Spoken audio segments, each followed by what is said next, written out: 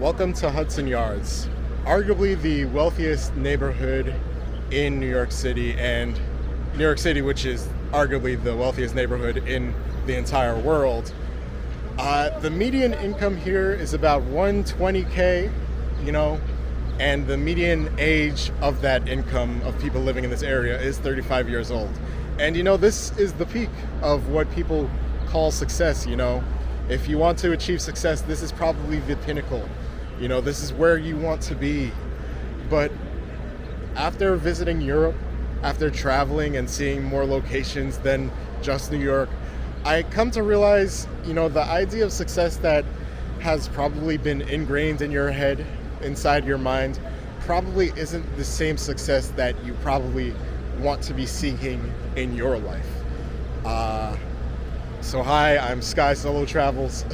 I make travel content, content based around travel on all sorts of subjects. So if you like this kind of content, please subscribe, leave a like, and leave a comment on what your thoughts of, traveling are. Now, if you asked me before probably 2020, maybe even before 2022, if you asked me if I wanted to live in a place like this, I'd probably jump right on the opportunity.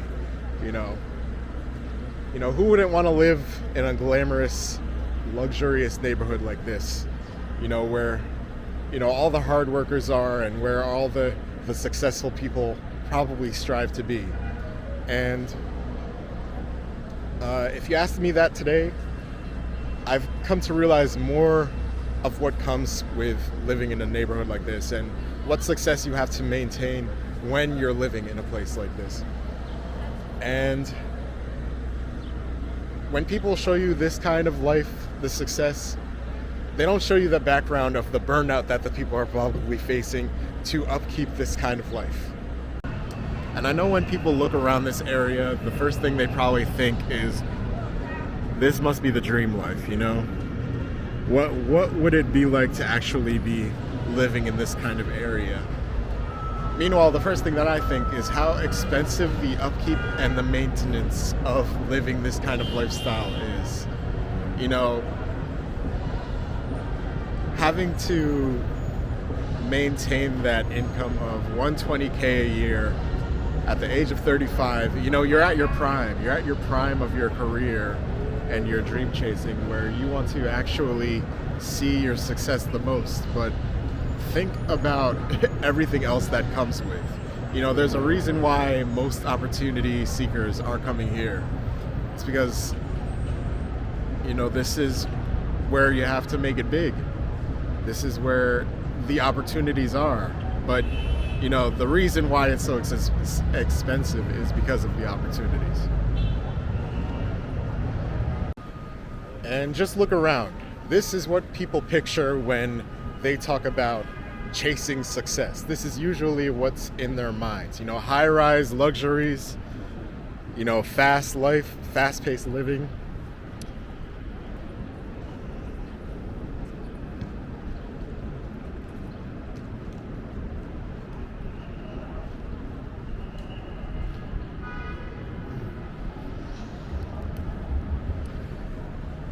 And this is usually what people talk about when they envision reaching their dreams, when they reach success, high-rise luxury buildings, the fast life, living the fast life. But the thing that people don't show you is the pressure that these people have to be facing to maintain this kind of living. And maybe that's a part of me that is a bit jaded, Maybe I need to be seeking more of the hidden gems that I probably missed out on while growing up here. But when I visited Europe, I felt like this was the success that I was looking for, I think it's determining on what our view of success is what we really need to be chasing in our life. And when we are told our whole life that we should be chasing one form of success, you miss out on the actual things, those personal things that you seek in your own life as success. And I think that's a big part of when you're learning to grow in this world and when you're grinding to actually achieve big things in your life, is realizing that what you originally think of success when you start the journey isn't going to be exactly what you view as success once you're, middle of the road and, there's no turning back. Your idea and your perception of this world kind of changes. It has to change. And that's why it's so hard to achieve. That's why it's made to be hard to achieve. It's because not everyone can do it. And most people, when they actually do it, they want to hide away and hide their private lives. So, they're not as public as they were probably when they began the journey. Part of what makes me realize that I am on the right path is because I'm experiencing more things than the average American does, And I do have to preface my, experiences to the average American, because arguably American lifestyle is probably the one of the most ideal lives that you can. Even the poorest American is probably richer than most third world countries, richest people. Well, not richest people, but probably average, So, I'm experiencing these experiences that most Americans don't get to, and realizing these ideas that most people don't think about. And when you get to that part of your life, you start to make more strides than you ever realize, because you don't realize it in the moment that you're making these strides. You realize it, after the fact. It's all, hindsight. And once you make these realizations, like the quality of your life doesn't reflect the quantity of your income, you start to realize success really is all about perception. Just because you're making more in one location doesn't mean it's going to reflect the ease of your life in another. When you're in a place like this, you start to realize why it's so competitive, because once you're living that kind of glamorous lifestyle, you must have achieved it somehow, and that's by being competitive. And you're always having to compare your life to another. Am I achieving more than the next person? And in Europe, you don't really see that as much. It's more, it's more self-reflection. You're more looking inwards, and you're seeking whether you're happy with your life, but just on its own. Are you happy with where you are in life, not without the comparison of someone else next to you? It's sort of like this social comparison trap, when you're living this social lifestyle, when you're living this competitive lifestyle, it does matter whether you're better than the next person, because that's how you got to where you were. And that's why so many people move to New York with this idea that once you've arrived, you've made it, without the revelation that maintaining it is a lifetime battle. It's a full battle on its own. Getting here is one struggle, maintaining is the other.